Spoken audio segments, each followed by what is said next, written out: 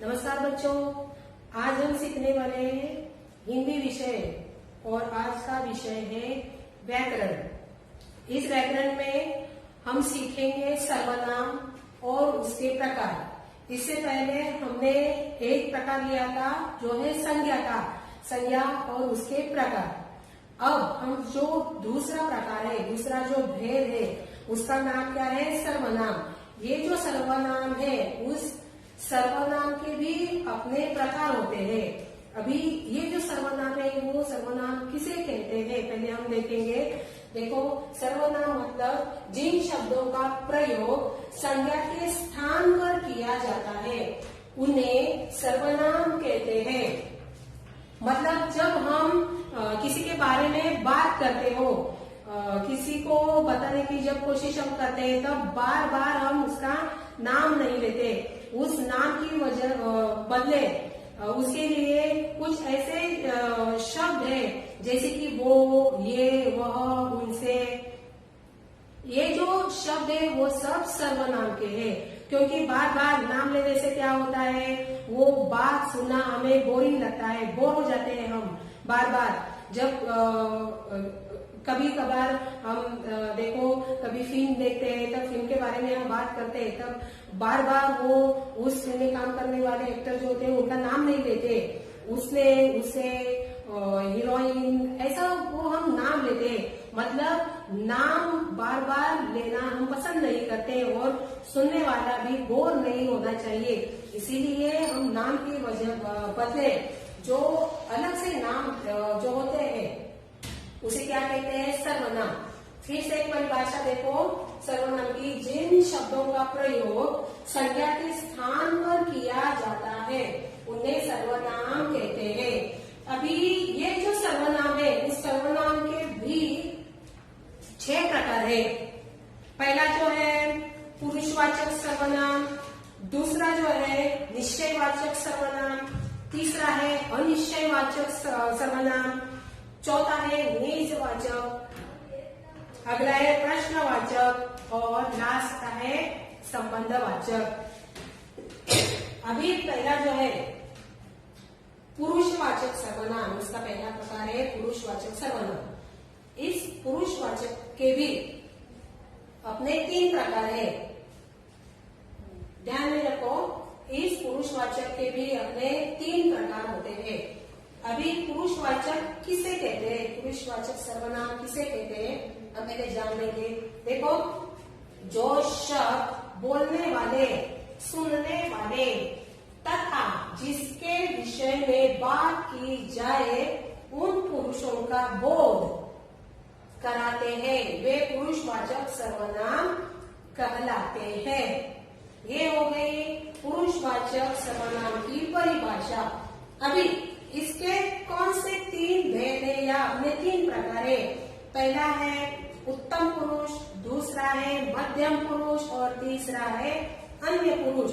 अभी पहला जो उत्तम पुरुष है वो कब इस्तेमाल होता है? जैसे कि बोलने वाले जो होते हैं, जिसके बारे में बोलने वाले जो लोग होते हैं या किसी से कहते हैं, मतलब कौन होते हैं? वो बोलने वाला खुद, वो मैं, मुझे, हम, हमें, ऐसे सर्वनाम का इस्तेमाल करते हैं। वो बार बार अपना नाम नहीं लेते, वो खुद को क्या कहते हैं? मैं, मुझे, मेरा, हमसे, हमारा इत्यादि सर्वनाम का इस्तेमाल करते हैं।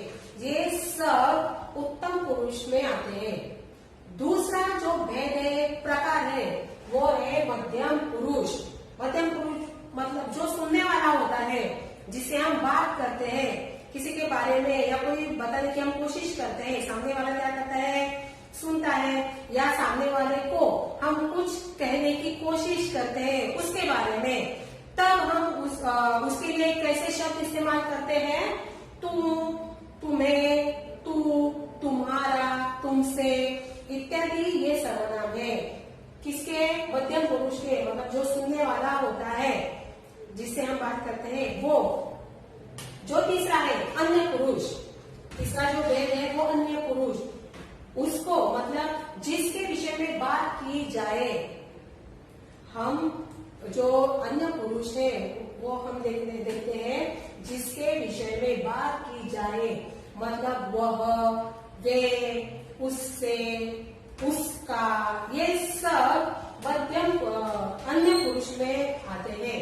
ठीक है, अभी ये जो बोर्ड पे लिखा हुआ है सब आप अपनी वही में लिख कर ले लो, क्योंकि अगले भी प्रकार हमें देखने हैं। इतना आप लोगों को समझ में ही आया होगा।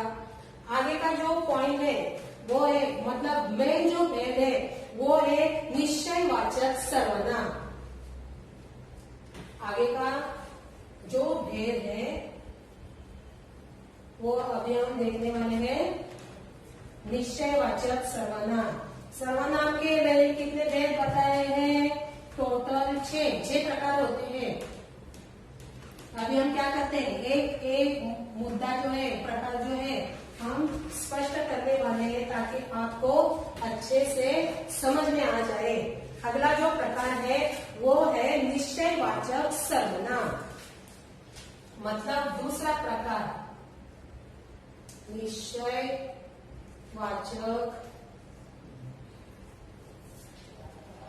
सर्वनाम।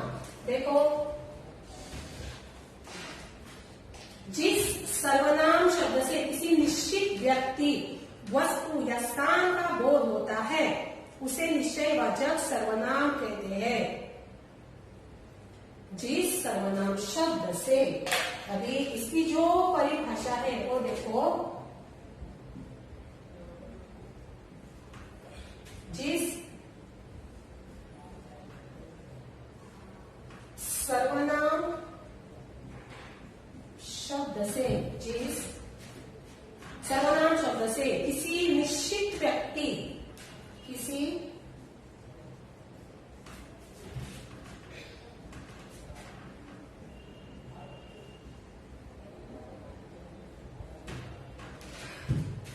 वस्तु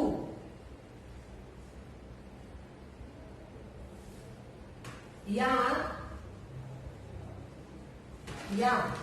स्थान का बोध होता हो, या स्थान का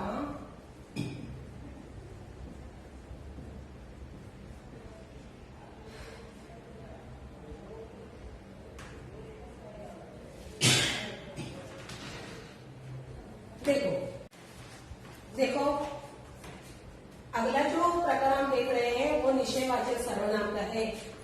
इसकी जो परिभाषा है, जिस सर्वनाम शब्द से किसी निश्चित व्यक्ति, वस्तु या स्थान का बोध होता हो उसे क्या कहते हैं? निश्चयवाचक सर्वनाम। जैसे कि यह नईम की गाय है। अभी जो पहला उदाहरण है, यह नईम की गाय है। ठीक है, ये पहला उदाहरण है। अभी निश्चित स्थान हमें यहाँ दिखाई देता है। निश्चित स्थान कौन सा है? यह।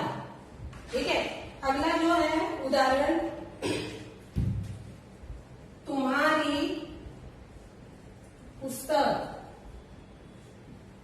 वहां है। देखो, वह है। अभी ये भी एक वह है, क्या है? स्थान है। कोई बता रहा है कि तुम्हारी पुस्तक वह है, मतलब निश्चित स्थान पर वो पुस्तक रखी हुई है और निश्चित स्थान पर गाय खड़ी है और कोई बता रहा है कि यह नहीं की गाय है। मतलब आपको समझ में आया होगा कि निश्चयवाचक सर्वनाम किसे कहते हैं? निश्चित व्यक्ति, निश्चित वस्तु या स्थान का बोध होता हो उसे क्या कहते हैं? निश्चयवाचक सर्वनाम। अगला जो प्रकार है अनिश्चयवाचक सर्वनाम। अगला जो प्रकार है वो है अनिश्चयवाचक सर्वनाम। अभी उसकी परिभाषा देखो,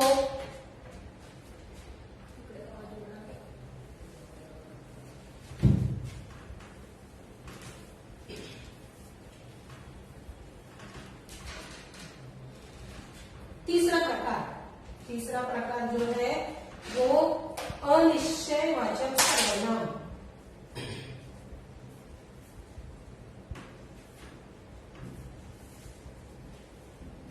वो है अनिश्चयवाचक सर्वनाम।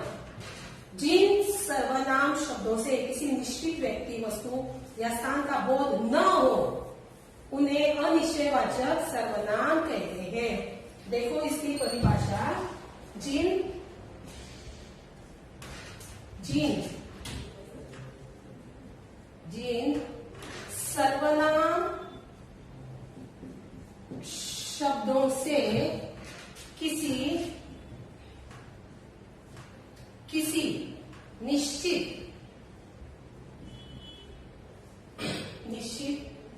व्यक्ति, वस्तु या स्थान का बोध न हो उन्हें अनिश्चयवाचक सर्वनाम कहते हैं। पहले जो हमने देखा निश्चयवाचक सर्वनाम, उसमें क्या था कि निश्चित स्थान का बोध होता है। अभी यहाँ कोई निश्चित स्थान का या व्यक्ति का या स्थान वस्तु का बोध नहीं होता, उसे क्या कहते हैं? अनिश्चयवाचक सर्वनाम। इसके उदाहरण देखो, बाहर कोई है। बाहर कौन है हमें पता नहीं है, कोई है, कोई मतलब अनिश्चित, मतलब हमें पता नहीं है। दूसरा देखो, रमेश ने कुछ कहा। रमेश ने क्या कहा पता है? कुछ कहा होगा, कुछ शब्दों को अंडरलाइन आएगी। तीसरा जो है, वे किसी से बात कर रहे थे। जब वो कैसे भी फोन पे बात कर रहे हैं या किसी से जो हम उसे पहचान ही नहीं पा रहे हैं, हम दूसरे को बताने की कोशिश करें, वो किसी से बात करे हमें पता नहीं है, इसलिए किसी, इस शब्द को क्या आएगा? अंडरलाइन आएगा। चौथा जो है वो निजवाचक सर्वनाम है। चौथा है निजवाचक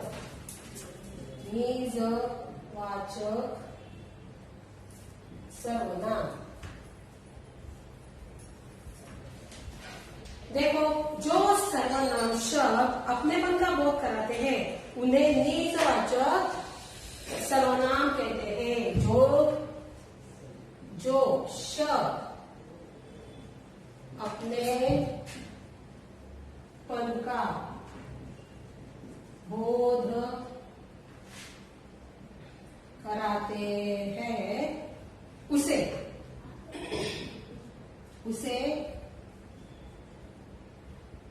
निजवाचक सर्वनाम कहते हैं। निजवाचक सर्वनाम कहते हैं। अभी इसके उदाहरण देखो।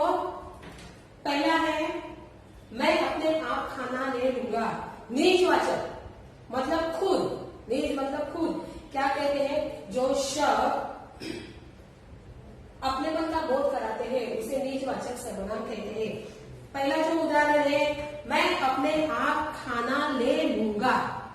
मैं अपने आप में क्या आएगा? अंडरलाइन आएगा। मैं अपने आप खाना ले लूंगा। दूसरा जो उदाहरण है, तुम्हें अपना काम स्वयं करना होगा। कोई कह रहा है कि तुझे अपना काम स्वयं करना होगा। स्वयं के नीचे अंडरलाइन आएगी। तीसरा है, यह अपना घर है। यह किसका घर है? अपना घर है, इसलिए अपना जो शब्द है उसके नीचे अंडरलाइन आएगी। अभी पांचवा जो प्रकार है वो है प्रश्नवाचक।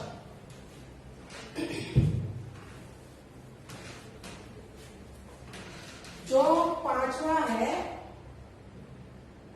वो प्रकार है प्रश्नवाचक सर्वनाम। अभी प्रश्नवाचक सर्वनाम मतलब जो सर्वनाम शब्द किसी प्रश्न का बोध कराते हैं उसे प्रश्नवाचक सर्वनाम कहते हैं। फिर से परिभाषा देखो, जो सर्वनाम शब्द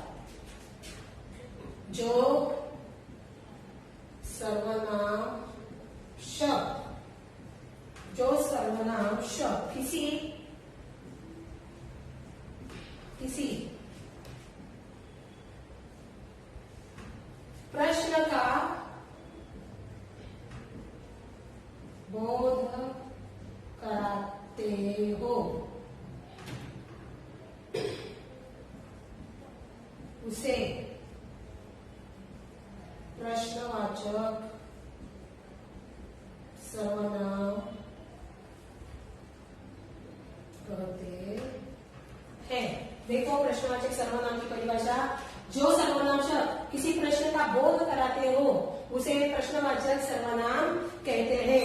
जैसे कि तुम कहाँ जा रहे हो, हम प्रश्न पूछते हैं ना, तुम कहाँ जा रहे हो, तुम्हारा नाम क्या है, या अंदर कौन है, ऐसे अलग अलग प्रश्न हम पूछते हैं। इसे क्या कहते हैं, प्रश्नवाचक सर्वनाम।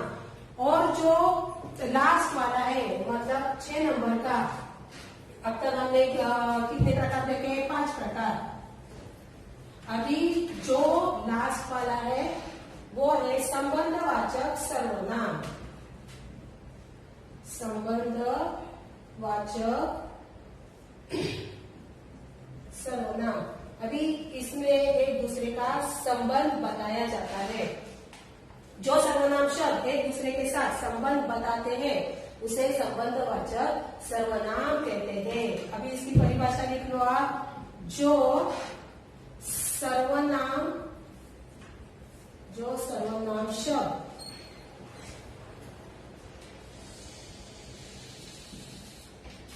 एक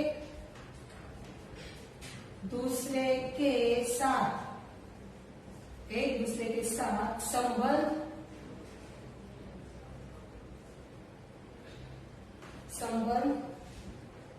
बताते हैं उसे संबंधवाचक सर्वनाम कहते हैं। अभी इसके उदाहरण देखो आप। पहला जो है, जो जीतेगा उसे इनाम मिलेगा, मतलब जो, और उसे, इनका क्या किया है, संबंध बताया है, जो और उसे। जैसा देश वैसा देश, मतलब जैसा और वैसा, इसके नीचे अंडरलाइन आएगा, संबंध बताया है। अशोक जो कहता है वही करता है, मतलब जो और वही के नीचे क्या आएगा, अंडरलाइन आएगा। मतलब ये आपस में क्या दर्शाते हैं, संबंध दर्शाते हैं। अभी आपको और एक उदाहरण देती हूँ। जो जीतेगा वही सिकंदर, मतलब जो और वही, इसके नीचे क्या आएगा, अंडरलाइन आएगा, मतलब संबंध दर्शाया है। आशा है कि सर्वनाम के सारे भेद आपको समझ में आए होंगे।